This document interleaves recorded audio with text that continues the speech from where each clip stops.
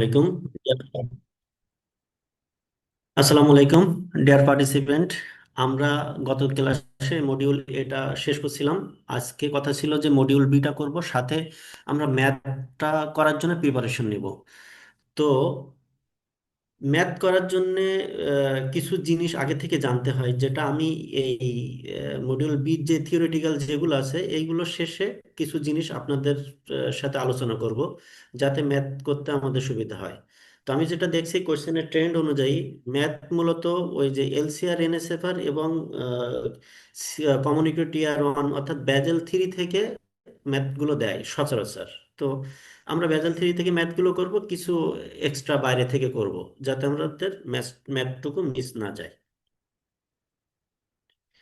তো আমাদের মডিউল বিতে আছে রিস্ক আইডেন্টিফিকেশন অ্যান্ড অ্যাসেসমেন্ট। রিস্কটা কিভাবে আইডেন্টিফাই করব এবং কিভাবে পরিমাপ করব, সেটা আমাদের মডিউল বিতে বলা আছে। আর মডিউল এতে আমরা পড়ছিলাম রিস্ক সম্পর্কে একটা ধারণা, ওভারঅল রিস্ক সম্পর্কে একটা ধারণা পড়ছিলাম। এখন বি থেকে ধাপে ধাপে রিস্ক অ্যাসেসমেন্ট এবং আইডেন্টিফিকেশন পড়ব। তারপরে টোটাল রিস্কটা কিভাবে ম্যানেজ করতে হয় আমরা প্রত্যেকটা ধাপে ধাপে পড়ব। তো মডিউল বিতে প্রথমে যেটা আসছে, রিস্ক ম্যানেজমেন্টের প্রসেসটা কি। দেখেন, যে কোনো কিছু ম্যানেজ করতে গেলে আগে প্রথমে আমাদেরকে জানতে হয়, এই রিস্কটা আগে আইডেন্টিফাই করতে হয়। এই আইডেন্টিফাই করার পরে সেটা পরিমাপ করতে হয়। ঠিক আছে, তারপরে রিস্কটা ম্যানেজ করার জন্য ইনিশিয়েটিভ নিতে হয়। তো রিস্ক ম্যানেজমেন্টের ক্ষেত্রে একই জিনিস। প্রথমে রিস্ক ম্যানেজমেন্ট শুরু হয় risk identification and it's quantification, অর্থাৎ রিস্কটাকে আগে চিহ্নিত করব, তারপর সেটা কোয়ান্টিফাই করব অর্থাৎ পরিমাপ করব। পরিমাপ করার পরে আমরা মেজারমেন্ট নিব, মিটিগেশন করব, কন্ট্রোলিং করব, ধাপে ধাপে এইগুলো করব। তো এই রিস্কটা মেজার করতে গেলে, আইডেন্টিফাই এবং অ্যাসেসমেন্ট করার পরে আমরা ডিসিশন নিতে পারবো রিস্কটাকে আমরা নিব কি নিব না। যদি সিভিয়ার বেশি হয়, যদি খুব ঘন ঘন ঘটে এবং সিভিয়ার যদি অনেক বেশি হয়, তাহলে সেটা আমরা নিব না, ডিনাই করব। আর যদি কম সিভিয়ার হয়, খুব কম সময় ঘটে অর্থাৎ অনেক দিন পর পর ঘটে, তাহলে সেটা অ্যাকসেপ্ট করব। কিছু কিছু জিনিস আমরা রিস্ক ট্রান্সফার করব, কিছু কিছু জিনিস আমরা রিস্ক শেয়ার করব, কিছু কিছু আমরা রিস্ক কমাবো। তো ওই ডিসিশনগুলো আমরা কখন নিতে পারি? যখন আমরা রিস্কটা আইডেন্টিফাই করতে পারি এবং এর কোয়ান্টিফাই করতে পারি, অর্থাৎ এ কতটুকু পরিমাণ রিস্ক আছে আমার পোর্টফোলিওতে, অর্থাৎ ব্যাংকের ক্যাপিটাল এবং ইনভেস্টমেন্টে, তার অ্যাসেট কোয়ালিটিতে কি পরিমাণে হ্যাম্পার করে, কতটুকু ক্ষতি করতে পারে। এই ডিসিশনটা নিতে গেলে আমাদের রিস্ক কি করতে হবে, আইডেন্টিফাই করতে হবে এবং কোয়ান্টিফাই করতে হবে, অ্যাসেসমেন্ট করতে হবে। তো এই রিস্ক ম্যানেজমেন্ট প্রসেসটা মোটা দাগে পাঁচটা জিনিসের উপর নির্ভরশীল। প্রথমটা হচ্ছে রিস্ক আইডেন্টিফিকেশন, দ্বিতীয়টা হচ্ছে রিস্ক মেজারমেন্ট অর্থাৎ কোয়ান্টিফিকেশন, তারপর হচ্ছে রিস্ক মিটিগেশন। আপনার প্রথমে আইডেন্টিফাই করলাম, তারপর মেজার করলাম, তারপর মিটিগেটিভ মেজার নিতে হবে, অর্থাৎ মিটিগেশন বিভিন্ন টুলস আছে, সেই টুলস অনুযায়ী রিস্ক মিটিগেশন করতে হবে। তারপর কি করতে হবে, রিস্ক প্রাইসিং করতে হবে, অর্থাৎ এই রিস্কটা কতটুকু, ঠিক আছে, আমাদের হলো যে এর সিভিয়ারিটি কতটুকু, রিস্ক প্রাইসিং করব যে এটা কি বেশি না কম। তারপর কি করবো, রিস্ক মনিটরিং অ্যান্ড কন্ট্রোল। যখন আমরা কোনো ক্লায়েন্টকে একটা লোন দিয়ে দেই, ইনভেস্টমেন্ট করি, তারপর থেকে কিন্তু মনিটরিং এবং কন্ট্রোল মেজার যে ব্যাংক যত বেশি করে, সেই ব্যাংকের রিস্ক কিন্তু তত কম হয়। তো আমরা প্রথমে দেখি যে রিস্ক আইডেন্টিফিকেশনে কি বলছে। রিস্ক আইডেন্টিফাই বলছে যে risk identification consist of identifying various risk associated at transaction level and examine it's impact on the portfolio and capital requirement. অর্থাৎ রিস্কটা আইডেন্টিফাই করলাম, আইডেন্টিফাই করে দেখলাম যে এই রিস্কের এগেনস্টে আমাদের ক্যাপিটাল কতটুকু রাখতে হবে। আপনারা সবাই মনে রাখবেন যে প্রত্যেকটা রিস্ক ব্যাংকের ক্ষেত্রে, প্রত্যেকটা রিস্ক মিটিগেশন করা হয় ক্যাপিটাল দিয়ে, অর্থাৎ ক্যাপিটাল ছাড়া কিন্তু রিস্ক মিটিগেশন করা যায় না। ঠিক আছে, অন্য অন্য টুলসগুলো আছে, যেটা টুলগুলো করে রিস্কটা আমি কমাইতে পারি, কিন্তু রিস্কটা অ্যাকচুয়ালি অ্যাবসুলেটলি যদি আমি ভ্যানিশ করতে চাই, তাহলে কিন্তু এর এগেনস্টে ক্যাপিটাল রাখতে হয়। যে ক্লায়েন্টের রিস্ক যত বেশি, তার এগেনস্টে ক্যাপিটাল তত বেশি রাখতে হয়, যেটা আমরা হলো যে বেজেল থ্রির অঙ্ক যখন করব তখন দেখব। তো আমরা দেখলাম যে রিস্ক আইডেন্টিফিকেশন কি হবে, অর্থাৎ প্রত্যেকটা ব্যাংকের অল ট্রানজাকশন লেভেল কিংবা যত ধরনের সেগমেন্ট আছে সেই সেগমেন্টে কি ধরনের রিস্ক আছে সেটা আমাদের আইডেন্টিফাই করতে হবে, এবং এই রিস্কের এগেনস্টে কি পরিমাণ ক্যাপিটাল লাগে সেটাও আমাদের মেজার করতে হবে। তারপরে দ্বিতীয় ধাপে হচ্ছে যে রিস্ক মেজারমেন্ট। রিস্ক মেজারমেন্টটা কি হলো, কোয়ান্টিটেটিভ মেজার মূলত বলছে যে রিস্ক মেজারমেন্টটা মূলত বোঝায় যে কোয়ান্টিটেটিভ মেজার, অর্থাৎ আমাদের কোয়ান্টিফাই করতে হবে যে এতটুকু রিস্ক আছে। ঠিক আছে। এই রিস্কটা কি হয় বিভিন্নভাবে ইসে অ্যারাইজ হতে পারে। যেমন হলো যে market risk, credit risk, liquidity risk, বিভিন্ন ধরনের রিস্ক অ্যারাইজ হতে পারে। এই রিস্ক আমাদের কি কি হতে পারে, আর্নিংসে ক্ষতি ক্ষতি করতে পারে। অর্থাৎ যদি আমাদের এনপিএল রেশিও বেশি হয় তার এগেনস্টে আমাদের কি রাখতে হয়, প্রভিশন। এই প্রভিশন রাখতে গেলে আমাদের কিন্তু আর্নিংস থেকে কিছু টাকা প্রভিশনিং করতে হয়। মার্কেট ভ্যালুতে এফেক্ট করে রিস্ক এ হলে, যেমন দেখা যাচ্ছে যে আমাদের মার্কেট প্রাইস কমে যায়, loss due to default etcetera, মানে ডিফল্টের কারণে যে লস হয়। A quantitative measurement of risk can be classified into three categories based on sensitivity. Risk মেজারমেন্টটা কোয়ান্টিটেটিভ অ্যাপ্রোচের মাধ্যম দিয়ে তিনটা মানে বেসিসে করা হয়। একটা হচ্ছে যে সেন্সিটিভিটি অ্যানালাইসিস করা হয়, অর্থাৎ এখানে শক দেওয়া হয় যে বিভিন্ন, যেমন মনে করেন যে কোনো ইনভেস্টমেন্ট আমরা করলাম, এই ইনভেস্টমেন্টে 5% এক্সিস্টিং ক্লাসিফাই আছে, এখানে শক দিতে হয় 10%, 50% হইলে, 15% হইলে ব্যাংক কতটুকু শক নিতে পারবে। এটা সেন্সিটিভিটি অ্যানালাইসিস, এটা হচ্ছে যে স্ট্রেস টেস্টিং এর মাধ্যম দিয়ে করা হয়। অর্থাৎ এখানে অ্যাডভার্স সিনারিওতে শক দেওয়া হয়। যেমন যদি বলা হয় যে কোনো ব্যাংকের হলো যে টপ 20 যে ক্লায়েন্ট আছে, এই ক্লায়েন্টগুলো যদি ডিফল্ট করে তাহলে ব্যাংকের কি পরিমাণ আর্নিংস এবং প্রফিটের ইম্প্যাক্ট করবে, সেটা সেন্সিটিভিটি অ্যানালাইসিসের মাধ্যমে করা হয় বেসড অন ভোলাটিলিটি। অর্থাৎ মার্কেট প্রাইস অলওয়েজ ভোলাটাইল হয়। এটা এই ভোলাটাইল হলে দেখা যাচ্ছে যে মার্কেট প্রাইস কম বেশি হয়, দেখা যাচ্ছে ইন্টারেস্ট রেট কম বেশি হয়। এই ইন্টারেস্ট রেট কম বেশি, মার্কেট প্রাইস, আমাদের যে ব্যাংকে যে বিভিন্ন কোম্পানিতে যে শেয়ারে ইনভেস্টমেন্ট করা থাকে, এই শেয়ারে ইনভেস্টমেন্ট করার ইসে এইগুলো যদি মার্কেট প্রাইস যদি আপ ডাউন করে, অর্থাৎ আহ, বৃদ্ধি হয় কম হয়, তাহলে এটা কি ইম্প্যাক্ট করে সেটা ভোলাটিলিটির মাধ্যম দিয়ে করা হয়। আর একটা আছে based on down side potential, অর্থাৎ মানে নেগেটিভ, মানে ডাউন সাইড পোটেনশিয়াল বলতে পারছে যে সর্বোচ্চ ওর্স্ট কেস সিনারিওতে কত লস হইতে পারে। দেখা যাচ্ছে যে একটা ইনভেস্টমেন্ট করলাম, এই ইনভেস্টমেন্ট থেকে সর্বোচ্চ সর্বোচ্চ কতটুকু লস হইতে পারে, এটাকে বলছে ডাউন সাইড পোটেনশিয়াল। তো বেসড অন সেন্সিটিভিটিতে আমরা দেখি যে sensitivity captures deviation of target variable due to unit movement of a single market parameter.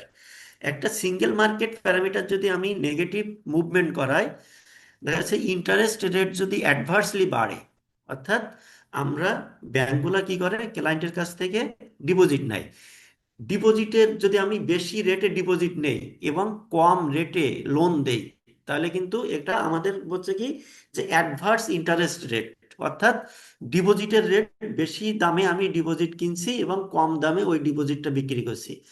এই যদি 1% ইন্টারেস্ট রেট চেঞ্জের ফলে ব্যাংকের আর্নিংসে এবং ক্যাপিটালে কি পরিমাণ ক্ষতি হয়, এটা সেন্সিটিভিটি বলে। এটা স্ট্রেস টেস্টিং এর একটা উপাদান। ভোলাটিলিটির ক্ষেত্রে কি বলছে যে ভোলাটিলিটি হচ্ছে র্যান্ডম ভেরিয়েবল। যেমন মনে করেন যে কোনো ব্যাংকের এক বছরে প্রফিট হয়েছে যে 5% হয়েছে, আরেক বছরে 10%, আরেক বছরে 50%। এই যে প্রতি বছর চেঞ্জ হচ্ছে, এটা কিন্তু বেশি ভোলাটাইল।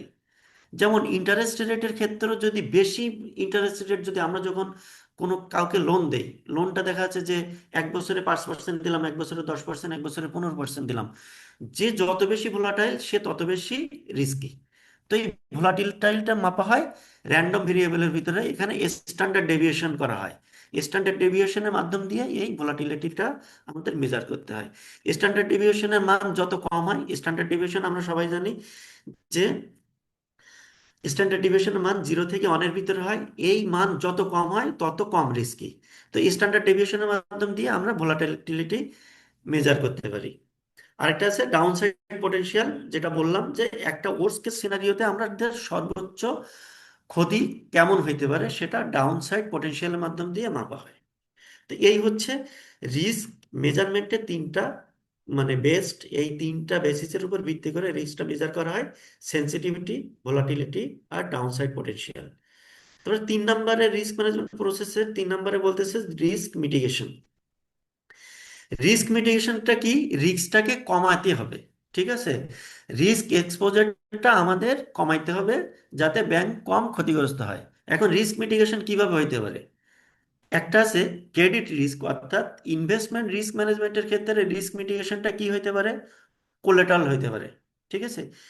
যদি আমরা কোনো ক্লায়েন্টকে 50 কোটি লোন দেই, যদি 20 কোটি আমরা কোলাটারাল নিতে পারি, তাহলে সেই কোলাটারালটা নেওয়াটা হচ্ছে যে রিস্কটা মিটিগেট করলাম। অর্থাৎ ক্লায়েন্ট যদি টাকা না দেয়, তাহলে আমি সেটা বিক্রি করে সেই আমার লোনটাকে কাভার করতে পারবো। আরেকটা আছে কি রিস্ক মিটিগেশনের, ক্রেডিট রিস্ক মিটিগেশনের ক্ষেত্রে একটা আছে গ্যারান্টি।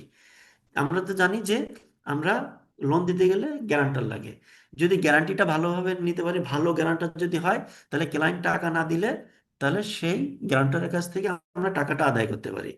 তো রিস্ক মিটিগেশন বলতেছে রিস্কটা রিডিউস করা, রিস্কটা কমানো।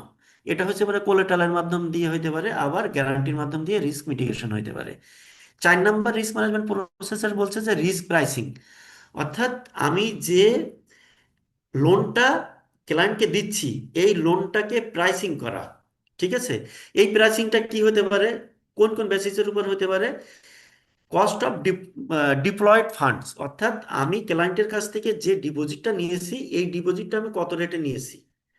ডিপোজিট যত কম রেটে নিতে পারবো তত কিন্তু ব্যাংকের লাভ। আমি যদি ইনভেস্টমেন্ট যদি লোন যদি একই রেটে দেই, যদি ডিপোজিট কম রেটে রেটে নিতে পারি, তাহলে কিন্তু ব্যাংক লাভ করবে। এটা হচ্ছে কস্ট অফ ডিপ্লয়েড ফান্ড। আমি যে ফান্ডটা ডিপ্লয় করছি, ইনভেস্টমেন্ট করছি, এই ফান্ডটা আমার ম্যানেজ করতে যে কত টাকা খরচ হয়েছে। অপারেটিং এক্সপেন্স, অপারেটিং এক্সপেন্সের মাধ্যম দিয়ে কি হয় যে আমাদের যে স্যালারিজ অ্যালাউন্সেস গুলো হয় একটা প্রতিষ্ঠানের, এই অপারেটিং এক্সপেন্স কত, সেটা মানে কনসিডারেশন নিতে হয় রিস্ক প্রাইসিং করতে গেলে। তারপর হচ্ছে লস প্রবাবিলিটি, অর্থাৎ আমি যে লোনটা দিচ্ছি, ইনভেস্টমেন্টটা যেটা করতেছি, এই ইনভেস্টমেন্টের লস কেমন হইতে পারে, এটা একটা মেজার করা হয় কোয়ালিটেটিভ জাজমেন্টের মাধ্যম দিয়ে, যে লস প্রবাবিলিটি কেমন। অর্থাৎ আমি লোনটা কোন সেক্টরে করতেছি, দেখা যাচ্ছে যে রাইজিং সেক্টরে করতেছি, না যে সেক্টরটা আস্তে আস্তে ধ্বংস হচ্ছে সেই সেক্টরে করতেছি। এই লস প্রবাবিলিটির উপরে রিস্ক প্রাইসিং করতে হয়। আরেকটা হচ্ছে ক্যাপিটাল চার্জ, অর্থাৎ যে ক্লায়েন্ট যত বেশি রিস্কি, তার এগেনস্টে ক্যাপিটাল চার্জ তত বেশি। ক্যাপিটাল চার্জ বলতে ওই ক্লায়েন্টের যে লস হবে, সেই লস কত টাকা বেশি লস হইতে পারে, সেই লসের এগেনস্টে ক্যাপিটাল রাখা। তো এই 4টা বেসিসের উপর ভিত্তি করে রিস্ক প্রাইসিং করতে হয়, এটাকে বলে রিস্ক বেসড প্রাইসিং। অর্থাৎ যদি এই 4টা খরচ বেশি হয় কোনো ক্লায়েন্টের, যদি এই 4টা খরচ বেশি হয়, তাহলে দেখা যাচ্ছে যে আমরা ইনভেস্টমেন্টটা লোনটা বেশি রেটে দিতে হবে, নতুবা আমাদের লসটা কাভার হবে না। তো এটা রিস্ক প্রাইসিং করতে হয়। তারপর 5 নম্বরে যে রিস্ক ম্যানেজমেন্ট প্রসেসের সর্বশেষ যে ধাপটা আছে, সেটা হচ্ছে risk monitoring and control. Risk মনিটরিংটা মূলত কিন্তু শুরু হয় যখন থেকে আমি লোনটা দিচ্ছি ক্লায়েন্টকে, তখন থেকে কিন্তু রিস্ক মনিটরিংটা শুরু হয়। যে ব্যাংক যত বেশি মনিটর করতে পারে, তার সে ব্যাংক তত বেশি রিস্ক মিটিগেট করতে পারে, ঠিক আছে? এবং বিভিন্ন কন্ট্রোল মেকানিজম নিতে হয়, ঠিক আছে? কন্ট্রোল মেকানিজম কি হতে পারে? এটা দেখা যাচ্ছে যে বোর্ড এবং সিনিয়র ম্যানেজমেন্ট যে রিস্ক ম্যানেজমেন্ট ডিভিশন থেকে একটা মান্থলি মিটিং হয়, executive risk management committee meeting. এই মিটিংয়ে ব্যাংকের সকল ধরনের রিস্ক নিয়ে আলোচনা করা হয়, ঠিক আছে? এই রিস্ক নিয়ে আলোচনা করার পরে ম্যানেজমেন্ট এবং বোর্ডকে জানানো হয়। বোর্ড এবং ম্যানেজমেন্ট মেমোর মাধ্যম দিয়ে বোর্ডকে জানানো হয়, এবং ম্যানেজমেন্টকে জানানো হয় মিটিংয়ের মাধ্যম দিয়ে। এবং বোর্ড এবং ম্যানেজমেন্ট এই রিস্কটার এগেনস্টে কন্ট্রোল মেকানিজম নেয়, অর্থাৎ রিস্কটা কি করবে, রিস্কটা নিবে কি নিবে না, রিস্কটা কিভাবে কন্ট্রোল করতে হবে, সেই মিটিগেটিভ মেজার সেটা নিতে হয়। এই এই মোটা দাগে এই 5টা হচ্ছে রিস্ক ম্যানেজমেন্ট প্রসেস, যেটা শুরু হয় রিস্ক আইডেন্টিফিকেশনের মাধ্যম দিয়ে, তারপর risk measurement, risk mitigation, risk pricing, আর রিস্ক মনিটরিং অ্যান্ড কন্ট্রোল। তো আমরা যদি প্রসেস অফ রিস্ক ম্যানেজমেন্ট পড়ে, তাহলে শর্টে আমরা এই 5টা ধাপ লিখবো। তবে একটা প্রশ্ন হচ্ছে যে রিস্ক অ্যাসেসমেন্টটা কি জিনিস? যে রিস্ক অ্যাসেসমেন্ট আমি আগেই আলোচনা করছি, রিস্কটা পরিমাপ করা। যে এই রিস্কটা কতটুকু, কি পরিমাণ, কত ঘন ঘন ঘটতে পারে। এই ঘটার ফলে আমাদের যে ব্যাংকের যে অ্যাসেট আছে, অন এবং অফ ব্যালেন্স শিট অ্যাসেট এবং লোন এবং ইনভেস্টমেন্ট যেগুলো আছে, এই লোন, ইনভেস্টমেন্ট এবং অ্যাসেট কোয়ালিটিতে কি পরিমাণ নেগেটিভ ইফেক্ট আনতে পারে, সেটাকে আমরা রিস্ক অ্যাসেসমেন্টের মাধ্যম দিয়ে আইডেন্টিফাই করতে পারি। ঠিক আছে, এটা হচ্ছে রিস্ক অ্যাসেসমেন্ট। রিস্ক অ্যাসেসমেন্টটা হচ্ছে যে রিস্ক আইডেন্টিফিকেশন, যে এই রিস্কটা কি পরিমাণ আছে আমাদের অ্যাসেট, ইনভেস্টমেন্ট এবং লোন পোর্টফোলিওতে কতটুকু হ্যাম্পার করতে পারে। Importance of risk assessment technique. Risk assessment is important in order to determine the rate of return an investor would need to earn to deem an investment or the potential risk. অর্থাৎ risk assessment যদি না করতে পারি, তাহলে কিন্তু আমরা decision নিতে পারি না যে আমরা কোনো জায়গায় ইনভেস্টমেন্ট করবো, করবো না। কোনো প্রজেক্টের যদি অ্যাসেসমেন্ট না করতে পারে, তাহলে কিন্তু ব্যাংক ফান্ড দিবে কি দিবে না, সেটা কিন্তু ডিসিশন নিতে পারে না। এই জন্য রিস্ক অ্যাসেসমেন্ট টেকনিক অনেক গুরুত্বপূর্ণ। যদি কোনো নিউ ইনভেস্টমেন্ট করতে হয়, যদি কোনো নিউ ক্লায়েন্টকে লোন দিতে হয়, সেই রিস্কটা অ্যাসেসমেন্ট করতে পারলে ডিসিশনটা নিতে সহজ হয়। Risk assessment is the process of analyzing potential events that may result in the loss of an asset, loan, or investment. Companies, government, and investors মানে conduct risk assessment before embarking on a new project, business, or investment. একটা bank, company, government অথবা investor risk অ্যাসেসমেন্টটা করে কি করে, যখন ওই প্রজেক্টে loan দিবে কি দিবে না, তার আগে রিস্ক অ্যাসেসমেন্টটা করে। কোয়ান্টিটেটিভ রিস্ক অ্যানালাইসিস কি করে, এই যে অ্যাসেসমেন্ট করতে গেলে দুই ভাবে করা হয়, একটা হচ্ছে কোয়ান্টিটেটিভ, একটা কোয়ালিটেটিভ। কোয়ান্টিটেটিভের মাধ্যমে দিয়ে করা হয়, থিওরিটিক্যাল ডাটা নিয়ে এটা কোয়ান্টিফাই করা হয়, কিংবা সেই সেক্টর ওয়াইজ ডাটা নিয়ে রিস্কটা কোয়ান্টিফাই করা হয়। আর কোয়ালিটেটিভ এটা কি হয়, পার্সন সাবজেক্টিভ জাজমেন্ট, অর্থাৎ ব্যক্তির অভিজ্ঞতা দিয়ে এটা জাজমেন্ট করা হয় ওই রিস্কটা কতটুকু, এটা লো, মিডিয়াম না হাই। আরেকটা আছে while a stocks past volatility does not guarantee future return. অর্থাৎ যদি কোনো স্টকে আমরা ইনভেস্টমেন্ট করতে চাই, যদি তার ভোলাটিলিটি অনেক বেশি হয়, অর্থাৎ লস হইতে পারে আবার না হইতে পারে, এটা সম্ভাবনা যদি অনেক বেশি হয়, তাহলে সেটা ইনভেস্টমেন্ট থেকে বিরত থাকতে হয়। এই হচ্ছে রিস্ক অ্যাসেসমেন্টের টেকনিক। এই যে রিস্ক অ্যাসেসমেন্টের যে প্রসেস বললাম, সেই প্রসেস টেকনিকটা হচ্ছে যে কোয়ান্টিটেটিভ, কোয়ালিটেটিভ এবং আদার রিস্ক অ্যাসেসমেন্ট মেথড।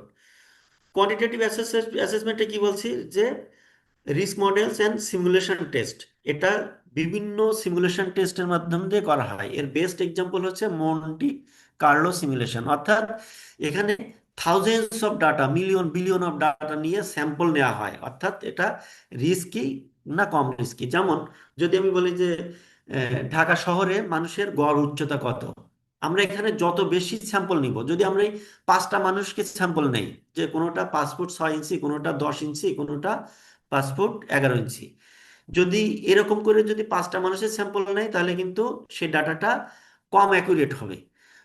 যদি অনেক বেশি ডেটা নেই, তাহলে কিন্তু সে আমাদের রেজাল্টটা তত বেশি অ্যাকুরেট হবে। তো এই কোয়ান্টিটেটিভ রিস্ক অ্যানালাইসিসের ক্ষেত্রে কি বলতেছে, যে একটা থাউজেন্ডস মিলিয়নস অফ ডাটার উপর ভিত্তি করে রিস্কটা অ্যাসেসমেন্ট করা হয়। আর কোয়ালিটেটিভ অ্যানালাইসিসের মাধ্যমে কি বলছে, যে অ্যানালাইটিক্যাল মেথড, ঠিক আছে, যেটা নিউমেরিক্যাল মেথড না, এটা অ্যানালাইটিক্যাল মেথড, পার্সনস ওন জাজমেন্টের মাধ্যম দিয়ে এটা করা হয়। এখানে রিস্ক গ্রেডিং করা হয়, হাই, মিডিয়াম, লো।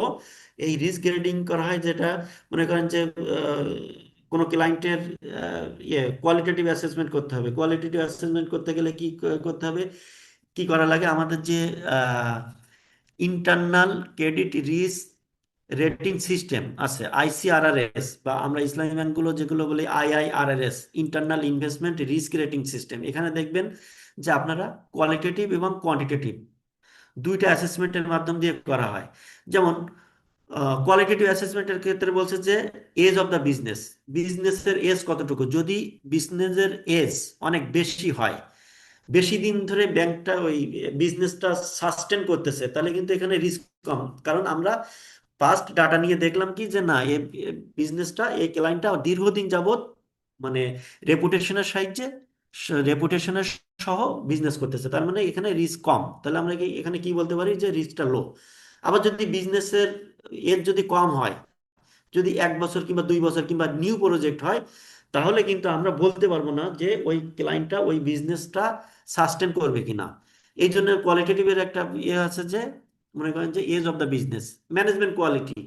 যদি ম্যানেজমেন্ট কোয়ালিটি দেখি যে যারা বিজনেসটা রান করতেছে তাদের ম্যানেজমেন্ট কোয়ালিটি অনেক খারাপ, তখন আমরা মনে করি যে এই বিজনেসটা অনেক রিস্কি, কারণ যে কোনো সময় কলাপস করতে পারে। এগুলো কোয়ালিটেটিভ অ্যানালাইসিসের ভিতরে পড়ে।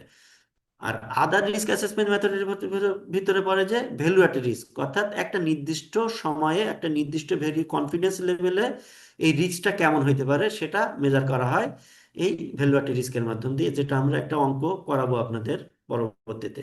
তো এইটা আছে যে রিস্ক অ্যাসেসমেন্ট টেকনিক। একটা আছে কোয়ালিটেটিভ, কোয়ান্টিটেটিভ আর আদার রিস্ক অ্যাসেসমেন্টের মাধ্যমে, যেটা ভার, কোভার, এই এটা দিয়ে করা হয়। আরেকটা প্রশ্ন হচ্ছে যে ক্লাসিফিকেশন অফ রিস্ক। রিস্কের অনেকগুলো রিস্ক আছে, এটা দেখবেন যে বিভিন্ন সময়ে বিভিন্ন বইতে বিভিন্ন ভাবে দেয়া থাকে। তো আমি এখানে যেটা দেখছি যে রিস্ক ইন ব্যাংকিং, ব্যাংকিং এর ক্ষেত্রে কি কি রিস্ক আছে। একটা আছে যে ফিনান্সিয়াল রিস্ক, একটা আছে নন ফিনান্সিয়াল রিস্ক। ফিনান্সিয়াল রিস্কটা মানে ডিরেক্টলি ফিনান্সিয়ালের সাথে জড়িত, অর্থাৎ আর্থিক লেনদেন, অর্থাৎ টাকা পয়সার সাথে, ব্যাংকের অ্যাসেট কোয়ালিটির সাথে সম্পর্কিত। আর নন ফিনান্সিয়াল রিস্ক বলতে যাচ্ছে যে যেটা ডিরেক্টলি ফিনান্সিয়ালের সাথে সম্পর্কিত না, কিন্তু যখন ইম্প্যাক্ট হয় তখন কিন্তু ফিনান্সিয়ালি হয়। এটা হচ্ছে নন ফিনান্সিয়াল রিস্ক। তো আমরা ফিনান্সিয়াল রিস্কের ভিতরে দেখি যে ক্রেডিট রিস্ক। ক্রেডিট রিস্ক বলতে বোঝাচ্ছে যদি আমরা কোনো ক্লায়েন্টকে টাকা দিলাম, সেই টাকাটা নির্দিষ্ট ইনস্টলমেন্টের মাধ্যম দিয়ে নির্দিষ্ট সময়ে নির্দিষ্ট পরিমাণে as per terms and condition অনুযায়ী ব্যাংক সেই টাকাটা ফেরত পাচ্ছে কিনা।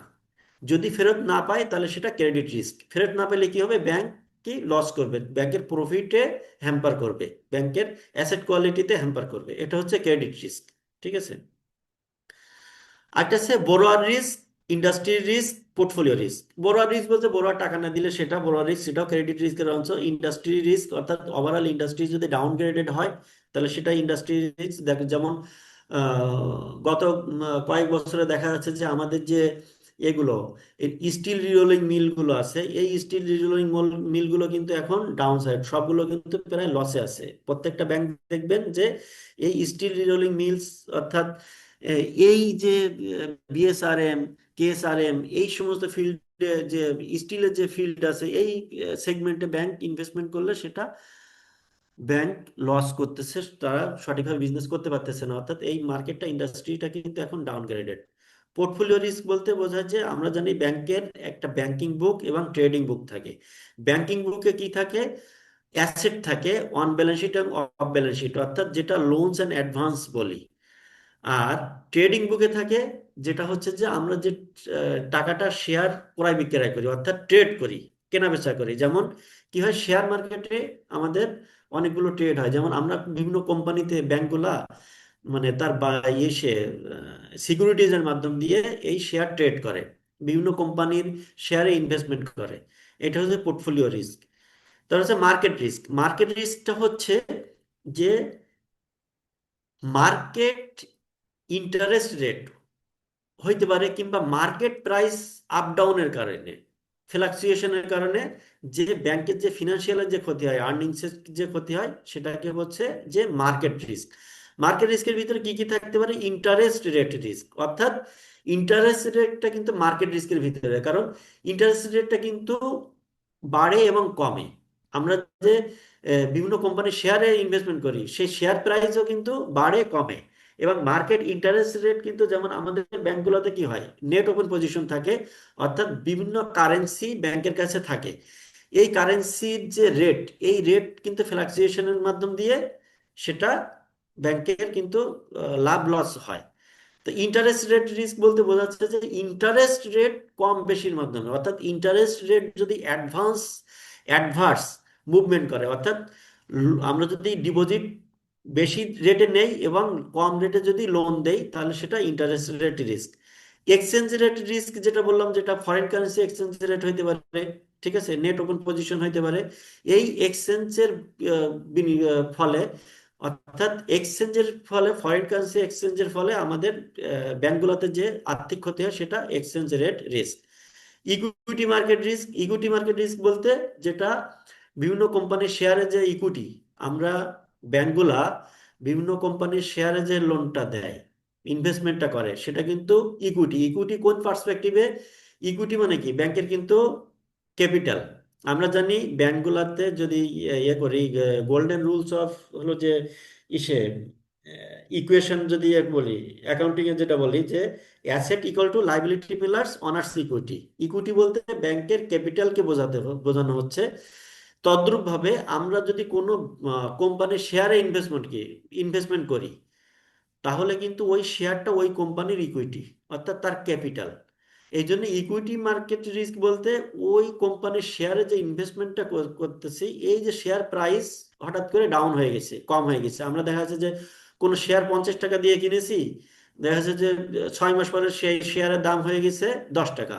এই যে শেয়ার যে মার্কেট প্রাইস যে কম হয়েছে, কস্ট প্রাইসের চেয়ে মার্কেট প্রাইস যে কম হয়েছে, এই যে লসটা, এটা হচ্ছে মার্কেট রিস্ক। লিকুইডিটি রিস্ক কি? লিকুইডিটি রিস্ক বলতে আহ, আহ, মধ্যে কথায় বলতে বোঝানো যায় যে যদি ব্যাংকের কাছে লিকুইড না থাকে, লিকুইড বলতে টাকা না থাকে, ব্যাংক যদি কোনো ক্লায়েন্ট এসে ব্যাংকের কাছে টাকা চাইলো, যদি ব্যাংক তৎক্ষণাৎ টাকাটা না দিতে পারে, লিকুইডিটি যদি শর্টফল হয়, তাহলে সেটা লিকুইডিটি রিস্ক, অর্থাৎ ব্যাংকের কাছে টাকা নাই, লিকুইড মানি নাই, এটা হচ্ছে লিকুইডিটি রিস্ক। এই লিকুইডিটি রিস্ক কি হইতে পারে? দুই রকম হইতে পারে। একটা হচ্ছে ফান্ডিং লিকুইডিটি রিস্ক, আর একটা হচ্ছে market liquidity risk. Funding liquidity risk বলতে পিওর লিকুইডিটি রিস্ক, যেটা হচ্ছে যে ক্লায়েন্ট টাকা চাচ্ছে, টাকা দিতে পারতেছে না, আমার কাছে ফান্ড নাই, ফান্ড ক্রাইসিস, এটা হচ্ছে ফান্ডিং লিকুইডিটি রিস্ক। এই ফান্ডিং লিকুইডিটি রিস্ক কিভাবে হইতে পারে? একটা হইতে পারে কি, যে আমরা যে ডিপোজিটটা নিয়েছি, এই ডিপোজিট দেখা যাচ্ছে যে 3 মাস মেয়াদি ডিপোজিট নিয়েছি। কি হয়, 3 মাস মেয়াদি যে ডিপোজিট গুলো নিয়েছি, এই ডিপোজিট গুলো কিন্তু ক্লায়েন্ট মেয়াদ উত্তীর্ণের পরে ম্যাক্সিমাম ডিপোজিট গুলো উইথড্র করে, আবার কিছু রিনিউ করে। তো এই যে 3 মাস মেয়াদি ডিপোজিট গুলো নিলাম, এরকম করে মনে করেন যে কোনো ডিপোজিট 3 মাস, কোনো ডিপোজিট 1 মাস, কোনো ডিপোজিট 6 মাস, এই যে ডিপোজিট গুলো নিলাম, এবং এই ডিপোজিট গুলো নিয়ে ব্যাংকগুলো কি করে? ইনভেস্টমেন্ট করে। এই ইনভেস্টমেন্ট যদি মনে করেন যে কোনো ডিপোজিট ব্যাংকের করা হয়, একটা মানে স্ট্রাকচারাল লিকুইডিটি প্রোফাইল করে, এসএলপি। এই এসএলপি করে দেখে যে কোনো ব্যাংকের 1 মাস মেয়াদি কতগুলো ডিপোজিট আছে, 1 থেকে 2 মাস, 2 থেকে 3 মাস, 3 থেকে 6 মাস, এরকম বিভিন্ন বাকেট করে। বাকেট করে দেখে যে ব্যাংক যখন ইনভেস্টমেন্ট করবে, লোন দিবে, তখন এই ডিপোজিটের বাকেট অনুযায়ী সে কিন্তু লোনটা দেয়। যদি এই লিকুইডিটি ম্যানেজমেন্ট না থাকে, তাহলে কিন্তু ব্যাংক লিকুইডিটি শর্টফল, লিকুইডিটি ক্রাইসিসে পড়ে যায়। অর্থাৎ যদি কোনো ব্যাংক 3 মাস মেয়াদি কোনো ডিপোজিট নেয়, দেখা যাচ্ছে তার ব্যাংকের ম্যাক্সিমাম ডিপোজিট 80% ডিপোজিট 3 মাস মেয়াদি, কিন্তু ব্যাংক যে লোনটা দিয়েছে, এই লোনটা দেখা যাচ্ছে যে 1 বছর কিংবা 2 বছর মেয়াদি। তখন ব্যাংকের ক্ষেত্রে কি হয়? ক্লায়েন্ট কিন্তু 3 মাস পরে তার ডিপোজিটটা নিয়ে যায়। আর আমরা যখন লোন দেই, লোনের ইনস্টলমেন্ট কিন্তু মান্থলি আসে, সবকিছু একসাথে আসে না। যখন ক্লায়েন্ট 3 মাস মেয়াদি ডিপোজিটটা ব্যাংক থেকে উইথড্র করে, তখন তো আমরা ক্লায়েন্টকে যেটা লোন দিয়েছি, লোনটা বলতে পারি না যে ভাই, আপনাকে আমি ব্যবসা করার জন্য টাকা দিছিলাম, ইনভেস্টমেন্ট করছিলাম, লোন দিয়েছিলাম, আমার টাকাটা ফেরত দাও। তখন ক্লায়েন্ট কি বলবে? যে না, আমি তো আপনার কাছ থেকে টাকাটা নিয়েছি 5 বছর মেয়াদি, আপনি এখন 3 মাস হয়ে যাচ্ছে টাকা দিচ্ছেন কেন? এটা তো টার্মস অ্যান্ড কন্ডিশনের ভিতরে পড়ে না। তখন ব্যাংক কিন্তু চাইলে ক্লায়েন্টের কাছ থেকে ওই যে লোনটা দিয়েছে, ওই লোনটা ফেরাই নিতে পারে না। তখন কি হয়? ব্যাংক কিন্তু লিকুইডিটি ক্রাইসিসে পড়ে, ব্যাংক ওই ডিপোজিটরদের টাকা দিতে পারে না। এটা হচ্ছে ফান্ডিং লিকুইডিটি রিস্ক। আরেকটা আছে যে মার্কেট লিকুইডিটি রিস্ক, যেটা হয় কি, যে ব্যাংকের কাছে একটা অ্যাসেট আছে, এই অ্যাসেটটা অতি দ্রুত কোনো লস ছাড়াই লাভে বিক্রি করতে পারতেছে না, এটা হচ্ছে মার্কেট লিকুইডিটি রিস্ক। অর্থাৎ ব্যাংকের কাছে কোনো একটা অ্যাসেট আছে, সেই অ্যাসেটটা বাজারে লাভে বিক্রি করতে পারতেছে না, এটা হচ্ছে যে মার্কেট লিকুইডিটি রিস্ক। তো আমরা এখন দেখি যে আমাদের বইতে কিভাবে লেখা আছে ফিনান্সিয়াল রিস্ক। ফিনান্সিয়াল রিস্কটা হচ্ছে যে possibility of losing money. In a business venture আর ইনভেস্টমেন্ট, অর্থাৎ একটা ইনভেস্টমেন্ট করতে যেয়ে যে লস হওয়ার সম্ভাবনা, টাকা লস হওয়ার সম্ভাবনা, এটা হচ্ছে ফিনান্সিয়াল রিস্ক। লিকুইডিটি রিস্ক বলতেছে liquidity risk of the banks arise from funding of long term asset by short term liability, অর্থাৎ আমরা শর্ট টার্ম লাইবিলিটি নিয়ে লং টার্ম অ্যাসেট, অর্থাৎ লোন এবং ইনভেস্টমেন্টটা কিন্তু অ্যাসেট। ঠিক আছে, ব্যাংকের অ্যাসেট অনেকগুলো থাকে। ব্যাংকের যদি আপনারা যদি দেখেন যে ব্যাংকের কি থাকে, অ্যাসেট এবং লাইবিলিটি। অ্যাসেট কি হয়, লাইবিলিটি এবং অনার্স ইকুইটি সমান হয়। তো অ্যাসেটের ক্ষেত্রে কি কি থাকে, ক্যাশ থাকে। ক্যাশ কিভাবে থাকতে পারে, ব্যাংকের কাছে থাকে, ক্যাশ ইন হ্যান্ড থাকে, ক্যাশ ইন ব্যাংক ব্যালেন্স থাকে। অন্যান্য ব্যাংকে প্লেসমেন্ট থাকে, অর্থাৎ আমরা এমটিডিআর কিনে রাখছি সেটার হিসেবে থাকে। ব্যাংক কিছু গভর্নমেন্ট বন্ড কিনে রাখে। বন্ড ব্যাংক কিছু হলো যে ওই সে শেয়ারে ইনভেস্টমেন্ট করে। ব্যাংক কিছু সাধারণ ক্লায়েন্টকে লোন দেয়, ইনভেস্টমেন্ট করে। তারপর আছে কি, ফার্নিচার ফিক্সার থাকে। তারপর নন ব্যাংকিং অ্যাসেট থাকে, যেমন ব্যাংক কোনো লিটিগেশনে জিতছে, অর্থাৎ ক্লায়েন্ট টাকা দিচ্ছে না, সেই সম্পত্তিটা বিক্রি করে ব্যাংক হলো যে কোর্টের মাধ্যম দিয়ে বিক্রি করে রায় পাইছে এই টাকাটা, এটা নন ফান্ডিং নন ব্যাংকিং অ্যাসেট। তো এই হচ্ছে টোটাল ব্যাংকিং এর অ্যাসেট। এই এই অ্যাসেটগুলো দেখা যাচ্ছে যে যে এখানে অ্যাসেট লং টার্ম অ্যাসেট বলতে বোঝাচ্ছে যে আমরা লং টার্ম যে লোনটা দিছি, শর্ট টার্ম লাইবিলিটি নিয়ে লং টার্ম লোনটা দিছি, এটা হচ্ছে লিকুইডিটি রিস্ক। তো হচ্ছে funding liquidity risk is defined as inability to obtain fund to meet cash flow obligations, অর্থাৎ ক্লায়েন্ট টাকা চাইছে, আমি সেই ক্যাশ ফ্লো অব্লিগেশনটা আমরা তৎক্ষণাৎ দিতে পারতেছি না। ইন্টারেস্ট রেট রিস্কটা বলছে যে interest rate risk is the exposure of banks financial condition to adverse movement in interest rate. Interest রেটের অ্যাডভার্স মুভমেন্টের কারণে এটা ইন্টারেস্ট রেটটা হয়। এটা ব্যাংকের আর্নিংসে ক্ষতি করে এবং অ্যাসেট এবং লাইবিলিটিতে অ্যাডভার্সলি ইম্প্যাক্ট করে। মার্কেট রিস্ক বলে কি বলছে যে market adverse deviation of mark to market value, অর্থাৎ মার্কেট ভ্যালুর অ্যাডভার্স ডেভিয়েশন হয়, অর্থাৎ মার্কেট ভ্যালু কমে যায় পোর্টফোলিও, ট্রেডিং পোর্টফোলিওতে। ক্রেডিট রিস্ক কি বলতেছে, ক্রেডিট রিস্ক হচ্ছে যে ক্লায়েন্ট টাকা দেয় না, তার terms and condition in accordance with the agreed terms, সে যেভাবে টাকা দেওয়ার কথা সেভাবে টাকা দিচ্ছে না, তখন ক্রেডিট রিস্ক। নন ফিনান্সিয়াল রিস্কের ভিতরে আছে অপারেশনাল রিস্ক। অপারেশনাল রিস্ক কিভাবে করতে পারে আমরা জানি, ব্যাংক অপারেশন কিভাবে করে, যে পিপল প্রসেস সিস্টেম, যদি পিপলেরা যদি কি করে, যদি কোনো ফ্রড জারি করে, টাকা পয়সা চুরি করে নিয়ে গেছে, আমরা তো প্রায় দেখি যে বিভিন্ন ব্যাংকের বিভিন্ন ম্যানেজার টাকা নিয়ে বিদেশে চলে গেছে। এমন রিসেন্ট ঘটনা অনেক ব্যাংকে ঘটছে, যেটা দেখা যাচ্ছে যে 6-7 8-10 কোটি, 12 কোটি, 15 কোটি টাকা নিয়ে অন্য দেশে চলে গেছে। এটা পিপলের মাধ্যম দিয়ে ঘটতে পারে। প্রসেসের মাধ্যম দিয়ে ঘটতে পারে কি, যে সিস্টেম হ্যাম্পার হয়েছে, কোনো ট্রানজাকশন করা যাচ্ছে না, এটা প্রসেসের মাধ্যমে কি, এটা হচ্ছে যে হ্যাকিং এর মাধ্যম দিয়ে হইতে পারে, যে আমাদের যে সাইবার থ্রেট হচ্ছে এই থ্রেটের মাধ্যম দিয়ে হইতে পারে।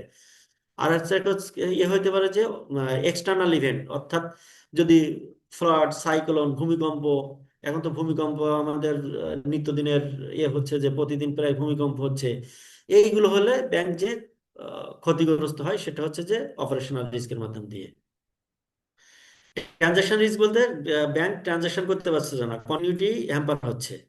আর কমপ্লায়েন্স রিস্ক বলতে ব্যাংক হলো যে লিগ্যাল এবং রেগুলেটরি যে ইয়ে আছে, বাংলাদেশ ব্যাংক এবং আমাদের যে ব্যাংক কোম্পানিজ অ্যাক্ট, কিংবা বিভিন্ন সরকারি যে সংস্থা আছে, সেই সরকারি সংস্থার নির্দেশনা মতো না চলার কারণে ব্যাংকের পানিশমেন্ট দিচ্ছে, এটা হচ্ছে কমপ্লায়েন্স রিস্ক, অর্থাৎ নন compliance of regulatory rules regulation, অর্থাৎ বাংলাদেশ ব্যাংকের ডিরেক্টিভ, রেগুলেটরি রুলস রেগুলেশন নন কমপ্লায়েন্সের ফলে যে ক্ষতিটা হচ্ছে।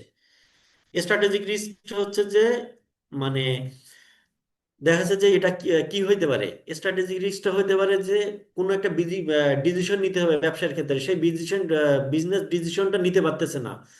অত- কিংবা এমন হইতে পারে একটা ডিসিশন নিছে, সেটা অ্যাপ্লিকেশন করতে পারতেছে না, ইমপ্লিমেন্টেশন করতে পারতেছে না। তারপর কিভাবে হইতে পারে strategic risk, lack of responsiveness to industry change, অর্থাৎ ইন্ডাস্ট্রি চেঞ্জ হয়েছে, ইন্ডাস্ট্রির গতিধারা চেঞ্জ হয়েছে, এইটার ক্ষেত্রে অ্যাডাপ্টিবিলিটি নাই। এই যে মার্কেট সিনারিওর সাথে অ্যাডাপ্ট, খাপ খেয়ে খাইয়ে না নেওয়ার কারণে যে লসটা হয়, যদি ভুলভাল ডিসিশন নেয় এবং প্রপার ডিসিশন নেওয়া হয় কিন্তু সেই ডিসিশনটা প্রপারলি ইমপ্লিমেন্ট করতে না পারার কারণে ব্যাংকের যে ক্ষতি হয়, সেটা হচ্ছে স্ট্র্যাটেজিক রিস্ক। রেপুটেশন রিস্কটা হচ্ছে যে ব্যাংকের নেগেটিভ পাবলিসিটি থাকে।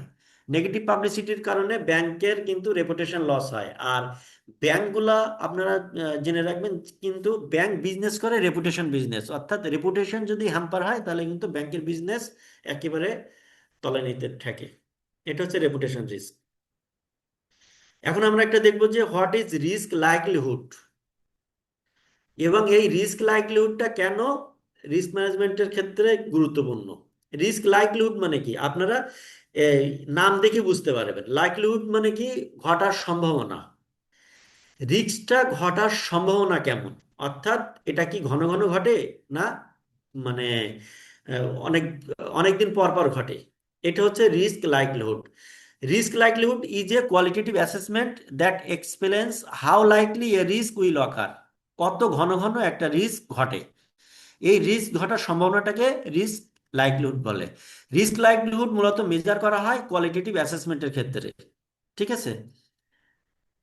Risk likelihood means the possibility of potential risk occurring, interpreted using qualitative values such as low, medium or high. অর্থাৎ রিস্ক লাইকলিহুডটা অ্যাসেসমেন্ট করা হয় লো, মিডিয়াম এবং হাই এই মাধ্যম দিয়ে, একটা পার্সোনাল জাজমেন্টের দিয়ে এই রিস্কটা মেজার করা হয় যে এটা হাই হবে, লো হবে না মিডিয়াম হবে।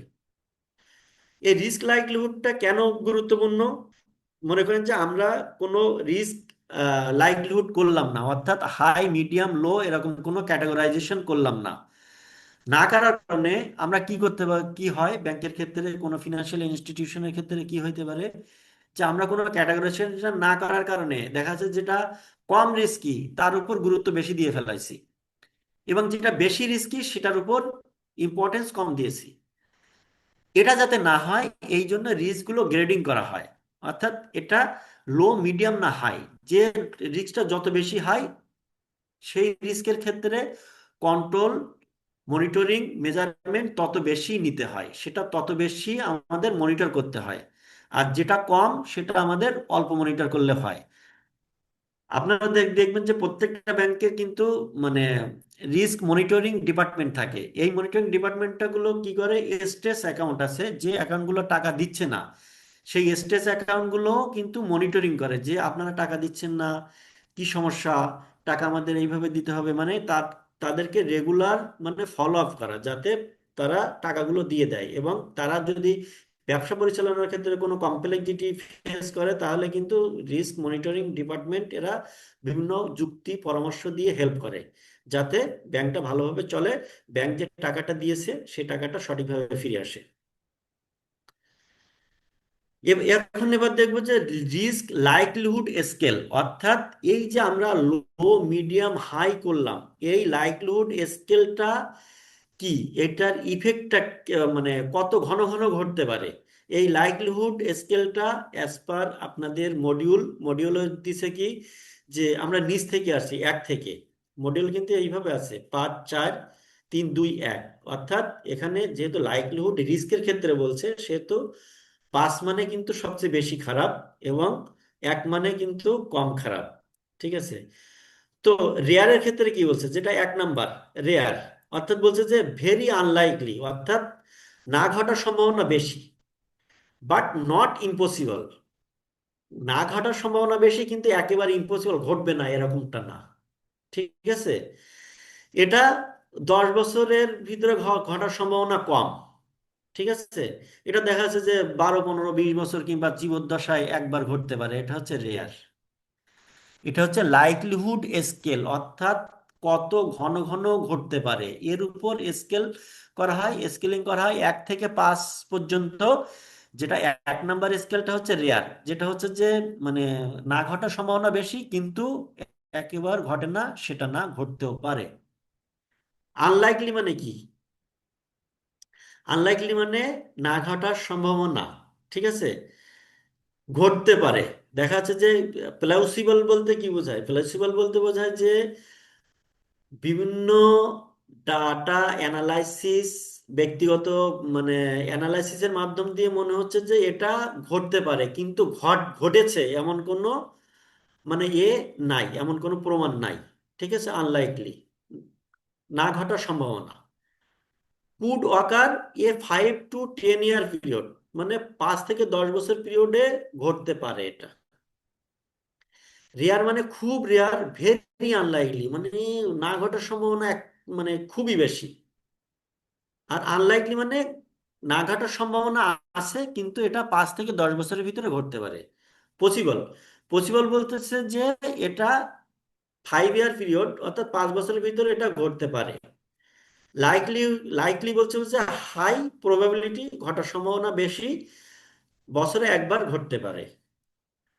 অলমোস্ট সার্টেন বলতে সেভারাল টাইমস পার ইয়ার, প্রতি বছরে বিভিন্নবার, অনেকবার ঘটে। ঠিক আছে, এটা হচ্ছে লাইকলিহুড স্কেল। লাইকলিহুড স্কেল হচ্ছে 1 থেকে 5 পর্যন্ত, যেটা হচ্ছে রেয়ার, মানে না ঘটার সম্ভাবনা বেশি কিন্তু ঘটতেও পারে। আর আনলাইকলি এটা 5 to 10 ইয়ারের ভিতরে ঘটতে পারে। পসিবল এটা 5 ইয়ার পিরিয়ডে ঘটতে পারে। লাইকলি বলতে যে বছরে একবার ঘটতে পারে। অলমোস্ট সার্টেন যেটা 5, সেটা অবশ্যই ঘটে, প্রতি বছর এক সেভারাল টাইমে ঘটে। এটা হচ্ছে likelihood scale. Loss or damage impact scale, অর্থাৎ এই যে রিস্কটা ঘটলো, এই ঘটার পরে যে ইম্প্যাক্টটা, এই ইম্প্যাক্টটা ক্যাটাগরাইজেশন করা হয়, অর্থাৎ ক্ষতি কতটুকু, ক্ষতি কম বেশি না অনেক বেশি, এই ক্ষতিটাকে স্কেলিং করা হয়। Loss or damage impact scale, দেখেন, পোটেনশিয়াল ইম্প্যাক্ট মানে সম্ভাব্য ক্ষতি কি হতে পারে। 1 নম্বর হচ্ছে নেগলিজিবল, ভেরি স্মল ইম্প্যাক্ট। ঠিক আছে। মাইনর, 2 নম্বর হচ্ছে minor, with some effect, with some effort the objective can be achieved.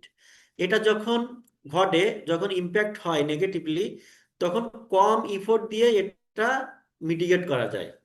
Moderate, some objective effective considered effort to rectify requires medical attention and has some impact on overall health of the bank। এটা বলতেছে যে এটা মোটামুটি একটু কম বেশি ভাবে ঘটে।